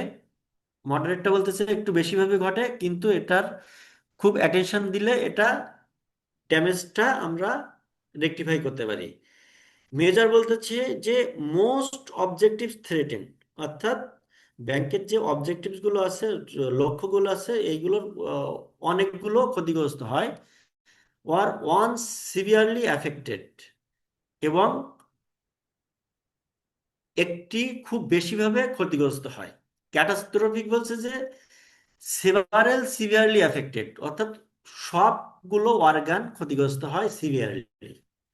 প্রথমটা হচ্ছে যে ড্যামেজ ইম্প্যাক্ট স্কেল হচ্ছে নেগলিজিবল, সেটা খুব কম। মাইনর বলছে এটা সাম ইফেক্ট দিয়ে, এটা সাম যদি অল্প পরিশ্রম করলে এটা রেকটিফাই করা যায়। মডারেট হচ্ছে যে একটু বেশি অ্যাটেনশন দিতে হয়। এটা হচ্ছে যে মেজরের ক্ষেত্রে বলছে যে কিছু কিছু ক্ষেত্রে এটা সিভিয়ারলি অ্যাফেক্টেড করতে পারে। ক্যাটাস্ট্রফিক বলছে যে অনেকগুলো অর্গান সিভিয়ারলি অ্যাফেক্টেড হয়। এটা হচ্ছে ড্যামেজ স্কেল। কি রিস্ক ইন্ডিকেটর আছে, রিস্ক রেজিস্টার এবং রিস্ক রেটিং, এটা আমরা হলো যে শর্ট কোয়েশ্চেনের জন্য রাখবো। কি রিস্ক ইন্ডিকেটর, বাংলাদেশ ব্যাংক যখন ব্যাজেল 3 গাইডলাইন ইস্যু করে, তখন কিন্তু এখানে কিছু কিছু রিস্ক ইন্ডিকেটর দিছে। এটার ক্ষেত্রে কি হতে পারে, যেমন এলসিআর, লিকুইডিটি কাভারেজ রেশিও, অর্থাৎ আমাদের শর্ট টার্ম পিরিয়ডে এক এক মাসের একটা পিরিয়ডে লিকুইডিটি কতটুকু আছে, এটা মেজার করা হয়। এই লিকুইডিটি কাভারেজ রেশিওর একটা পার্সেন্টেজ আছে, যেটা বলছে যে greater than or equal to 100%, অর্থাৎ আমাদের যদি নেগেটিভ ইম্প্যাক্ট হয়, ক্লায়েন্টরা যদি টাকা উইথড্র করে, তখন একটা ব্যাংক কতটুকু সাস্টেন করতে পারবে। এই যে রিস্কের এগেনস্টে ব্যাংকের কি হয়, হাই কোয়ালিটি লিকুইড অ্যাসেট রাখতে হয়। এই হাই কোয়ালিটি লিকুইড অ্যাসেট কি হয়, এই রিস্কটা মিটিগেট করে। এটা হচ্ছে এলসিআর এর ক্ষেত্রে হয়। এনএসএফ এর ক্ষেত্রে হয় কি, নেট স্টেবল ফান্ডিং রেশিও। এই যে ইন্ডিকেটর দিচ্ছে যে greater than or equal to 100%, অর্থাৎ তার যে টোটাল লাইবিলিটি আছে, লাইবিলিটির এগেনস্টে হাই কোয়ালিটি লিকুইড অ্যাসেট থাকতে হবে 100% অথবা 100%-এর বেশি। এই যে ইন্ডিকেটর সেট করছে, কোনো ব্যাংক যদি এই ইন্ডিকেটরের কম রাখে তাহলে কিন্তু সেটা রিস্কি। এটাকে বলছে কি রিস্ক ইন্ডিকেটর। আরেকটা আছে যে লিভারেজ রেশিও। দেখা যাচ্ছে লিভারেজ রেশিও কি হয়, একটা ব্যাংকের টোটাল যে এক্সপোজার আছে, লোন পোর্টফোলিও আছে, তার যে প্রপার্টি অ্যান্ড অ্যাসেট আছে, এই অ্যাসেটের এগেনস্টে টিয়ার ওয়ান ক্যাপিটাল থাকতে হবে 4%। অর্থাৎ আমাদের যদি 100 কোটি টাকা যদি পোর্টফোলিও থাকে, তার এগেনস্টে 4%, অর্থাৎ 4 কোটি টাকা আমাদের ক্যাপিটাল, টিয়ার ওয়ান ক্যাপিটাল থাকতে হবে। ঠিক আছে। তো এই যে রেশিও বাংলাদেশ ব্যাংকগুলো প্রেসক্রাইব করে দিছে, ফিক্সড করে দিছে, এই রেশিও যদি কম হয় তাহলে কিন্তু সেটা রিস্কি। তো এই কি রিস্ক ইন্ডিকেটর বলতে, বাংলাদেশ ব্যাংক যেমন সিআরআর এসএলআর এর ক্ষেত্রে, cash reserve requirement, statutory liquidity ratio, এই সিআরআর এসএলআর এরও বাংলাদেশ ব্যাংক কি দিছে, একটা পার্সেন্টেজ দিছে। এই পার্সেন্টেজ অবশ্যই রাখতে হবে। তো এইগুলো হচ্ছে যে কি risk indicator. Risk register, risk register বলতে বলছে যে একটা মেন ডিপোজিটরি, যেখানে ব্যাংকের প্রত্যেকটা অর্গানে কি ধরনের রিস্ক আছে সেই রিস্কগুলো আইডেন্টিফাই করা হয় এবং রেজিস্টারে লিপিবদ্ধ করা হয়। ঠিক আছে। এটা হচ্ছে রিস্ক রেজিস্টার। রিস্ক রেজিস্টারে বিভিন্ন আছে, পয়েন্ট আছে, যেটা আমরা যদি একটু শর্টে দেখি, সেটা হচ্ছে ডেট। এখানে ওই, as the risk register is a living document, it is important to record risk identification date, অর্থাৎ একটা ব্যাংকের রিস্কটা কোন ডেটে আইডেন্টিফাই করা হয়েছে, টার্গেট ডেট। আমি ওই রিস্কটা আইডেন্টিফাই করা হওয়ার পরে ওই রিস্কটা মিটিগেট করার কত সময় নিচ্ছি। দেখা যাচ্ছে যে টার্গেট ডেট, আজকে একটা রিস্ক আইডেন্টিফাই হয়েছে, এই রিস্কটা দেখা যাচ্ছে আগামী 1 মাসের ভিতরে আমরা করে ফেলবো এবং মিটিগেট করব। এবং এই মিটিগেট, আমরা একটা টার্গেট ডেট নিলাম যে আগামী 1 মাসের ভিতরে এই রিস্কটা আমরা মিটিগেট করব। এবং ওই রিস্কটা কত তারিখে মিটিগেট হয়েছে সেটা হচ্ছে কমপ্লিশন ডেট, অর্থাৎ রিস্কটা কোন ডেটে মিটিগেট হয়েছে। দেখা যাচ্ছে আমরা 1 মাস সময় নিলাম, দেখা যাচ্ছে যে 1 মাস সময় নেওয়ার পরে ওই রিস্কটা দেখা যাচ্ছে 10 দিন পরে মিটিগেট হয়ে গেছে, তখন ওই যে ডেটে মিটিগেট হচ্ছে এটা হচ্ছে কমপ্লিশন ডেট। তো এই ডেট থাকতে হবে, অর্থাৎ একটা রিস্ক কখন আইডেন্টিফাই হলো, কখন সে রিস্কটা আমরা দেখতে পেলাম, জানতে পেলাম, এবং এর মিটিগেটটা কত সময়ের ভিতরে করা হবে এবং কত তারিখে কথা করা হবে, এটা হচ্ছে ডেট। রিস্ক নাম্বার, এটা হচ্ছে যে রিস্ক নাম্বারিং করা হয় যে কত নাম্বার রিস্ক। তার রিস্ক ডেসক্রিপশন থাকে, যে এই রিস্ক সম্পর্কে একটা ডেসক্রিপশন থাকবে, যে দেখা যাচ্ছে যে ভল্ট থেকে টাকা চুরি হয়েছে, কে নিছে, কিভাবে চুরি হয়েছে, একটা রিস্ক ডেসক্রিপশন থাকবে। এক্সিস্টিং কন্ট্রোল, এই রিস্কটার যে হয়েছে, যে কন্ট্রোল মেকানিজম কি কি আছে সেটা থাকতে হবে। কনসিকোয়েন্স, অর্থাৎ এর হলো যে রেটিংটা কি হবে, এই রিস্কটা কত সিভিয়ার, ইম্প্যাক্টটা কি, এর 1 থেকে 5 পর্যন্ত ইম্প্যাক্ট রিস্ক রেটিং করা হয়। ঠিক আছে। লাইকলিহুড, এটা হচ্ছে যে লো, মিডিয়াম না হাই, এইভাবে লাইকলিহুড করা হয় যে এর ইম্প্যাক্টটা কি। ওভারঅল রিস্ক স্কোর, ওই রিস্কটা দেখা যাচ্ছে 1 থেকে 25-এর মাধ্যমে রিস্ক স্কোর করা হয়। তারপর হচ্ছে রিস্ক র্যাঙ্কিং, রিস্কটা র্যাঙ্কিং করা হয়, ট্রিগার অ্যাকশন নেওয়া হয়, কিভাবে রিস্কটা মিটিগেট করতে হবে, ম্যানেজমেন্ট অ্যাকশন থাকে, রিস্ক অনার, অর্থাৎ ওই রিস্কটা কে মিটিগেট করবে, কে ইনিশিয়েটিভ নিবে। এটা হচ্ছে যে রিস্ক রেজিস্টারের কম্পোনেন্ট। রিস্ক রেটিং, রিস্ক রেটিংটা বললাম লো, মিডিয়াম, মিডিয়াম হাই, এগুলো আপনারা দেখে নিন। এখন আমাদের সময় আছে আর 20 মিনিট। এই 20 মিনিটে আমরা আমাদের কিন্তু মডিউল বি অনেক শর্ট একটা মডিউল। তো এই মডিউলে মোটামুটি এইগুলো পড়লে আপনারা পাবেন। আর এখান থেকে কিছু জিনিস আমি বাদ দিয়েছি, যেটা শর্ট নোট, অর্থাৎ যে লাস্টের যে প্রশ্নটা হয় ওই প্রশ্নটা আমি দিয়ে দিব এখান থেকে, যে জিনিসগুলো হয়ে গেছে। মোটামুটি মডিউল বি থেকে আপনারা এই 4-5টা প্রশ্ন পড়লেই ইনশাল্লাহ কাভার হয়ে যাবে। ঠিক আছে। তো মডিউল বিটা অনেক, মানে ছোট একটা মডিউল। যেহেতু মডিউল বিটা ছোট, সেহেতু আমরা এখন আমাদের জি নাম্বার মডিউলটা যেটা আছে সেটা একটু বড়, এবং এখানে ম্যাথমেটিক্যাল সাবজেক্ট টপিক আছে। এই টপিকটা কাভার করতে গেলে আমাদের যে মডিউলগুলো ছোট ছোট তার সাথে ওটা একটু আলোচনা করলে ভালো হয়। তো দেখেন এখানে যে ব্যাজেল 3-র জন্য যে ম্যাথটা করতে হয়, অর্থাৎ টিয়ার ওয়ান ক্যাপিটাল, টিয়ার টু ক্যাপিটাল, এটা যেভাবে ইয়ে করতে হয়, মানে আমাদের মেজার করতে হয়, মেজারমেন্ট করতে গেলে আমাদের কিছু জিনিস মেমোরাইজ করতে হবে, অর্থাৎ কিছু জিনিস আমাদের ব্রেনে সেট আপ দিয়ে নিতে হবে। তো এই ক্যাপিটালটা যখন মেজার করব, তখন ক্যাপিটালটা কোন কোন ক্ষেত্রে, অর্থাৎ এর ক্যাটাগরি আছে, কোন ক্যাটাগরিতে কতটুকু ক্যাপিটাল আছে, সেটা এর কম্পোনেন্ট আছে, কোন কম্পোনেন্টে কতটুকু ক্যাপিটাল আছে সেটা আমাদের আগে আইডেন্টিফাই করতে হবে। তো আমরা যখন যদি দেখি যে ক্যাপিটালের কম্পোনেন্ট, অর্থাৎ ক্যাপিটালের ক্লাসিফিকেশন কি কি হইতে পারে, অর্থাৎ একটা ব্যাংকের ক্ষেত্রে বাংলাদেশ ব্যাংকের যে ব্যাজেল 3 গাইডলাইন দিয়েছে, এই গাইডলাইনের আলোকে ক্যাপিটালটা কত প্রকার আমরা সেটা দেখব। এটা কিন্তু ম্যাথমেটিক্যাল সাবজেক্ট, এবং এখান থেকে কিন্তু শর্ট শর্ট প্রশ্ন হইতে পারে, ছোট ছোট প্রশ্ন হইতে পারে। তো দেখেন, classification of capital. Classification of capital বলতে বোঝাচ্ছে যে টোটাল রেগুলেটরি ক্যাপিটাল ব্যাংকের একটা থাকে, যেটা টোটাল রেগুলেটরি ক্যাপিটাল বলতে বোঝাচ্ছে যে ব্যাংক, অর্থাৎ ব্যাংক কিন্তু বাংলাদেশ ব্যাংকের রেগুলেটর, কিন্তু বাংলাদেশ ব্যাংক, বাংলাদেশ ব্যাংকের যেভাবে যে উম, আহ, যতটুকু পরিমাণে যেভাবে রাখতে বলছে, যে যে কম্পোনেন্ট গুলো দিয়েছে সেই সেই কম্পোনেন্ট অনুযায়ী কিন্তু আমাদের ক্যাপিটালটা ক্যালকুলেশন করতে হবে। যেহেতু রেগুলেটর একটা সেট করে দিয়েছে, সেটু বলা হচ্ছে total regulatory capital. Total regulatory capital দুইটা ভাগে বিভক্ত, একটা হচ্ছে টিয়ার ওয়ান বা টায়ার ওয়ান, একটা টিয়ার টু। এই দুইটা মোটা দাগে টিয়ার ওয়ান এবং টিয়ার টু ক্যাপিটাল দুই ভাগে বিভক্ত হয়ে গেল। এখন টিয়ার ওয়ান আবার হচ্ছে যে দুই প্রকার, একটা হচ্ছে কমন ইকুইটি টিয়ার ওয়ান, যেটিকে আমরা সংক্ষেপে বলি CET1, common equity tier one. আরেকটা হচ্ছে এডিশনাল টিয়ার ওয়ান, যেটাকে আমরা বলি AT1। তো এখন কমন ইকুইটি আর এডিশনাল টিয়ার ওয়ানের কি আমরা জানি।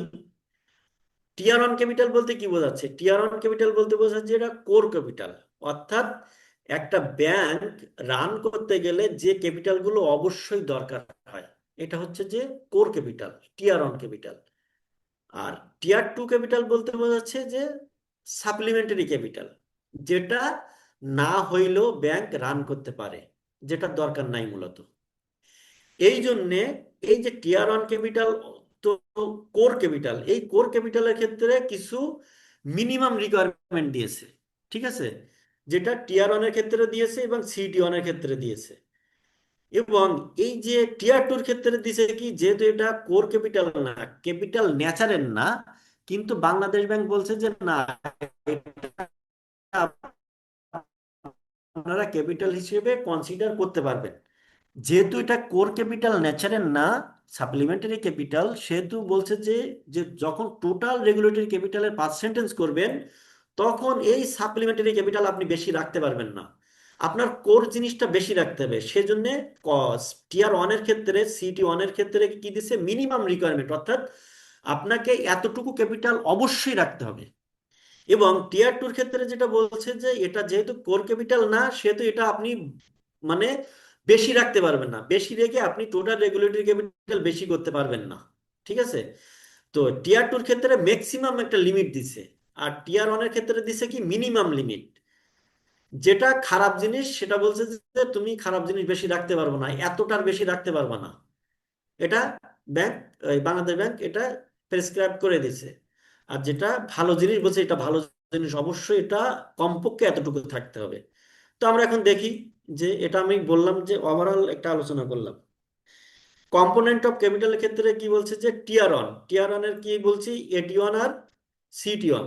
কমোডিটি টিয়ার ওয়ান বলতে বোঝাচ্ছে যে পেড আপ ক্যাপিটাল, অর্থাৎ ব্যাংক যখন প্রতিষ্ঠিত হয় তখন শেয়ার ছাড়ে, শেয়ারের এগেনস্টে শেয়ারের যে প্রাইসটা, যে ক্লায়েন্টগুলা মানে শেয়ার হোল্ডাররা যে টাকাটা ব্যাংকে পেড করে, যে ব্যাংকটা ক্লায়েন্টের শেয়ারের মাধ্যম দিয়ে টাকাটা নেয় ফুললি পেড আপ, সেটা হচ্ছে পেড আপ ক্যাপিটাল।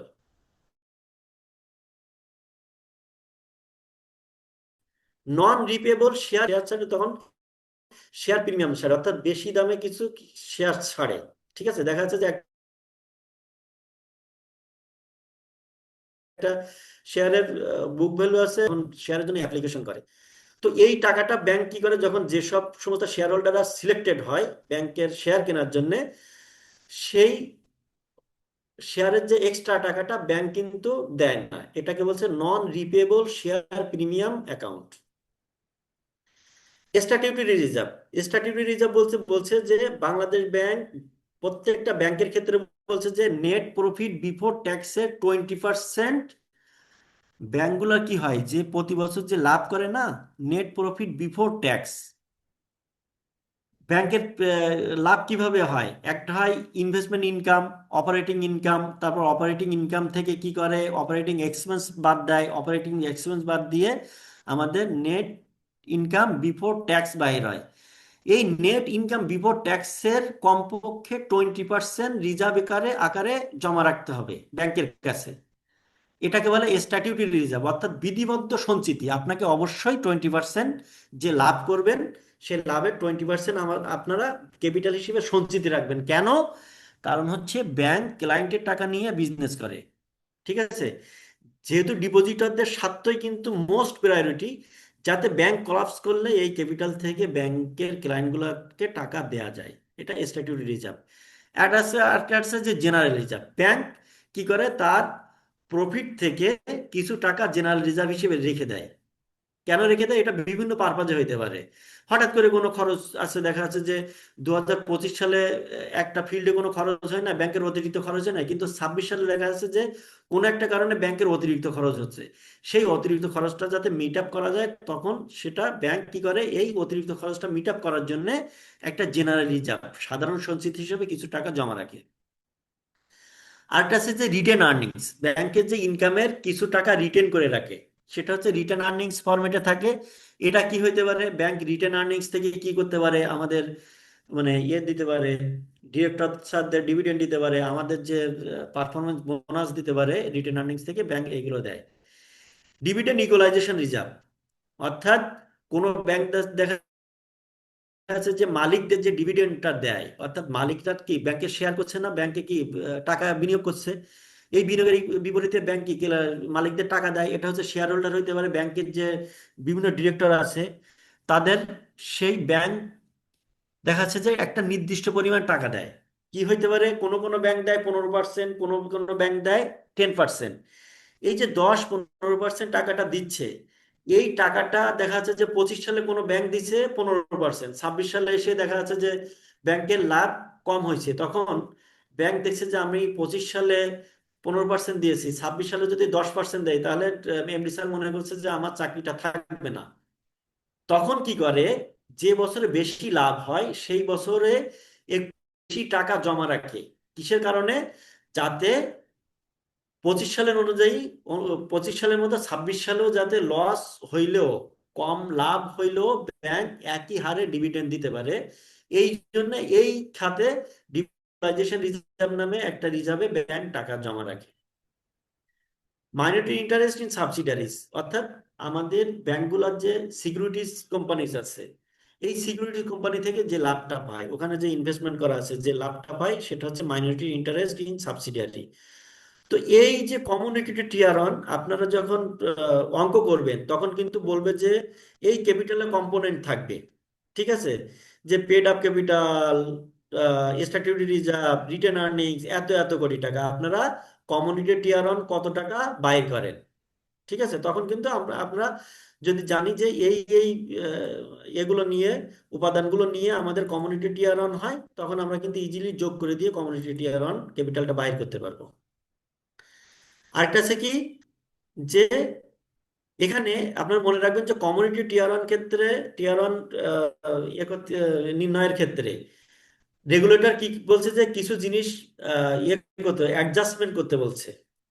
সেটা কি জিনিস? আপনার সিইটি, টোটাল সিইটি 1 থেকে যদি কোনো ব্যাংকের প্রভিশনিং শর্টফল থাকে, প্রভিশনিং শর্টফল কি হয়, যে ইনভেস্টমেন্ট এবং এনপিএল নন পারফর্মিং যে লোনগুলো আছে, অর্থাৎ ক্লায়েন্টগুলোর যে ইনভেস্টমেন্টটা লোনটা দিয়েছে, এই লোনের এগেনস্টে যা যে ক্লায়েন্টগুলো টাকা দিচ্ছে না, এই টাকা, যেগুলো ক্লায়েন্টগুলো টাকা দিচ্ছে না, তার এই টোটাল এনপিএল এর ক্ষেত্রে এগেনস্টে ব্যাংকগুলো কি প্রভিশনিং করে, অর্থাৎ কিছু টাকা সঞ্চিতি রাখে।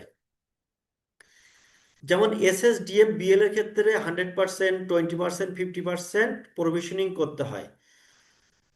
তো কোনো ব্যাংক যদি প্রভিশনিং করতে যদি ব্যর্থ হয়, অর্থাৎ টোটাল প্রভিশনিং দেখা যাচ্ছে 100 কোটি টাকা, কোনো ব্যাংক প্রভিশনিং করতে পারছে 50 কোটি টাকা, আর এই যে 50 কোটি টাকা প্রভিশনিংটা করতে পারলাম না, এই 50 কোটি টাকা কিন্তু CET1 থেকে বাদ যায়। অর্থাৎ প্রভিশনিং যে যত কোটি টাকা আমি করতে পারি না, শর্টফল আছে, এই তত কোটি টাকা কমিউনিটি টিয়ার ওয়ান থেকে বাদ দিয়ে CET1 আমরা মেজার করি। তারপর একটা বলছে যে goodwill and all other intangible asset, অর্থাৎ ব্যাংকের ক্ষেত্রে গুডউইল কি পরিমাপ করা যায়? যায় না। ইনটেনজিবল অ্যাসেট কিছু কিছু আছে পরিমাপ করা যায়। ইনটেনজিবল অ্যাসেটের ক্ষেত্রে কি হতে পারে? সফটওয়্যারের ভ্যালু হতে পারে। ব্যাংক যে কোর ব্যাংকিং সফটওয়্যার CBS আছে, এই CBS এর কিছু ভ্যালু ভ্যালু আছে, এই CBS এর ভ্যালুটা আমাদের CET1 থেকে বাদ যায়। ডিফার্ড ট্যাক্স অ্যাসেট, অর্থাৎ আমাদের যে ট্যাক্স যত টাকা দেওয়ার দরকার তার চেয়ে বেশি টাকা দিয়েছি, ঠিক আছে, এই টাকাটা ডিফার্ড ট্যাক্স অ্যাসেটটা আমাদের CET1 থেকে বাদ যাবে। এই তিনটা উপাদান বাদ দিয়ে আমাদের টোটাল কমিউনিটি টিয়ার ওয়ান আমরা আইডেন্টিফাই করি। Additional tier one, additional tier ওয়ানের ক্ষেত্রে বলছে যে instruments issued by the bank that meet the qualifying criteria for AT1। AT1 Basel 3-র ক্ষেত্রে AT1 কি কি হতে হতে কিভাবে হয়, এটা ডিটেলস গাইডলাইন ব্যাজেল 3-তে দিয়ে দিয়েছে। এডিশনাল টিয়ার ওয়ান বলতে বোঝাচ্ছে যে ওই ধরনের ক্যাপিটাল যেটা ব্যাংক পারপিচুয়াল নেচারে ব্যাংক ছাড়ে। যেমন ব্যাংক বন্ড ছাড়ে, এটা হচ্ছে একটা আছে সাবডেট, একটা আছে পারপিচুয়াল ডেট। পারপেচুয়াল বন্ড অর্থাৎ ব্যাংক যতদিন মেয়াদ থাকবে ততদিন ওই বন্ডের মেয়াদ থাকবে। ব্যাংক কি করে, যখন ক্যাপিটাল শর্টফল হয় তখন কিন্তু বাজারে বন্ড ছাড়ে। সেটা হচ্ছে পারপিচুয়াল বন্ড, যে আপনারা এত কোটি টাকা ব্যাংকে দেন, ব্যাংক আপনাদের কাছ থেকে এত কোটি টাকা লোন নিচ্ছে পারপিচুয়াল বন্ড হিসাবে। আপনারা ব্যাংক যতদিন মেয়াদ থাকবে ওই টাকাটা আপনারা ফেরত পাবেন না, কিন্তু এই টাকার এগেনস্টে আপনারা এত% হারে আপনারা সুদ পাবেন, ইন্টারেস্ট পাবেন, প্রফিট পাবেন। এটা হচ্ছে পারপিচুয়াল বন্ড, যেটা এডিশনাল টিয়ার ওয়ানে করা হয়। আর মাইনরিটি ইন্টারেস্ট বলতে, যদি আমাদের সাবসিডিয়ারি অর্থাৎ সিকিউরিটিজ কোম্পানি আছে, তারা যদি AT1 ইস্যু করে, এডিশনাল টিয়ার ওয়ান যদি ইস্যু করে, অর্থাৎ তারাও যদি এই পারপিচুয়াল বন্ড ইস্যু করে, তাহলে ওই ইস্যুর এগেনস্টে যে লাভ হয় ওই লাভের কিছু লাভ এই মূল ব্যাংক পায়। তো এটা হচ্ছে মাইনরিটি ইন্টারেস্ট। টিয়ার টু, টিয়ার টুর ক্ষেত্রে আছে যে জেনারেল প্রভিশন, অর্থাৎ ব্যাংক যখন কোনো ক্লায়েন্টকে লোন দেয়, এই লোনের এগেনস্টে 1%, 2%, 5% প্রভিশনিং করতে হয়, যেটা জেনারেল প্রভিশন বলে। এটা আরেকটা আছে সাবডেট, অর্থাৎ ব্যাংক একটা ডেট ইস্যু করে, একটা বললাম যে AT1 মানে পারপিচুয়াল বন্ড একটা ইস্যু করে, যেটা আজীবন মেয়াদি থাকে, অর্থাৎ ব্যাংক যতদিন বাঁচবে, যতদিন রান করবে ততদিন ওই বন্ড মানে ভ্যানিশ হয় না, ক্লায়েন্টকে টাকা দিতে হয় না। আর একটা সাবডেট, এটা নর্মালি 7 বছরের জন্য ছাড়া হয়, 2 বছর পরে অর্থাৎ তৃতীয় বছর থেকে ইন্টারেস্ট সহ ওই বন্ডের টাকাটা মানে ইকুয়াল ভাবে ক্লায়েন্টকে টাকা দিতে হয়। যদি কোনো ব্যাংক 500 কোটি টাকা ছাড়ে, যেটা 5 বছরে দিতে হবে, সেটা 5 বছরের 500 কোটিকে 5 দিয়ে ভাগ করে প্রতি বছর 100 কোটি করে টাকা ব্যাংকের ক্যাপিটাল কমে, আর ক্লায়েন্টগুলোকে পরিশোধ করতে হয় ওই টাকার এগেনস্টে। এটা হচ্ছে টিয়ার টু ক্যাপিটাল। তো আমরা দেখলাম যে টিয়ার ওয়ান এবং টিয়ার টু ক্যাপিটাল কি কি কম্পোনেন্ট নিয়ে গঠিত। এখন যেটা বলছিলাম যে টিয়ার ওয়ান টিয়ার টু ক্যাপিটাল কিন্তু বিভিন্ন পরিমাণে রাখতে হয়, এটা বাংলাদেশ ব্যাংক নির্ধারণ করে দিছে। মিনিমাম এবং maximum limit, maximum minimum, minimum এবং maximum limit Bangladesh Bank prescribe করে দিছে। একটা আছে কি ক্যাপিটাল কনজারভেশন বাফার সহ, আর একটা আছে ক্যাপিটাল কনজারভেশন বাফার ছাড়া। এটা ক্যাপিটাল কনজারভেশন বাফার ছাড়া, এটা হচ্ছে ক্যাপিটাল কনজারভেশন বাফার সহ। এই যে যেটা যেটা বলছিলাম আমি, কমিউনিটি টিয়ার ওয়ান ক্যাপিটাল কিন্তু অ্যাট লিস্ট অর্থাৎ কম পক্ষে আপনার বাফার ছাড়া 4.5% রাখতে হবে। 4.5% কিসের? রিস্ক ওয়েটেড অ্যাসেটের। অর্থাৎ ব্যাংকের যে টোটাল যে লোন পোর্টফোলিও আছে, টোটাল যে প্রপার্টি অ্যান্ড অ্যাসেট আছে, ওই অ্যাসেটের বিভিন্ন রিস্ক দিয়ে ওয়েট করা হয়, ঠিক আছে, রিস্ক ওয়েট দিয়ে রিস্ক ওয়েটেড অ্যাসেট করা হয়। ওই রিস্ক ওয়েটেড অ্যাসেটের 4.5% CET1 রাখতে হবে। এডিশনাল টিয়ার ওয়ান রাখতে হবে সর্বোচ্চ সাড়ে সর্বোচ্চ হলো 1.5%। ঠিক আছে, এডিশনাল টিয়ার ওয়ান কিন্তু আপনি সাবডেট, এটা কিন্তু এই যে এডিশনাল টিয়ার ওয়ান আর এই যে টিয়ার টুর ক্ষেত্রে যে সাবডেট যেটা বললাম, এই দুইটা কিন্তু ডেট, এটা কিন্তু অ্যাকচুয়ালি ব্যাংকের দেনা, কিন্তু রেগুলেটরি পার্সপেক্টিভে এটা ক্যাপিটাল হিসেবে বাংলাদেশ ব্যাংক বেসেল 3 গাইডলাইনে বলে দিছে। এই জন্য আমরা এটা চাইলেই কোনো ব্যাংক এডিশনাল টিয়ার ওয়ান এবং টিয়ার টুর ক্ষেত্রে যে সাব ডেট, এই সাব ডেট আর এডিশনাল ডেট, এই দুইটা দেনা কিন্তু ব্যাংক চাইলে বেশি পরিমাণ ছাড়তে পারে না, এটা ম্যাক্সিমাম লিমিট করা। এই জন্য এটি ওয়ানের ক্ষেত্রে ম্যাক্সিমাম 1.5। তাহলে টোটাল টিয়ার ওয়ান কি কি হলো? এই আমরা তো জানি সিটি ওয়ান এবং এটি ওয়ান এই দুইটা নিয়েই তো টিয়ার ওয়ান, তাহলে 4.5 আর 1.5 মিলে 6। তাহলে টিয়ার ওয়ান ক্যাপিটাল আমাদের 6%, টিয়ার টু ক্যাপিটাল সর্বোচ্চ 4.5%। তাহলে দেখেন, আমরা জানি কি টিয়ার ওয়ান এবং টিয়ার টু মিলায়ে তো টোটাল ক্যাপিটাল। ঠিক আছে, টোটাল ক্যাপিটালকে আমরা কি মিনিমাম ক্যাপিটাল রিকোয়ারমেন্ট বলি, এটা 10%। ঠিক আছে, এই 6 আর এবং 4 মিলে 10%। ঠিক আছে, এই হচ্ছে মিনিমাম রিকোয়ারমেন্ট।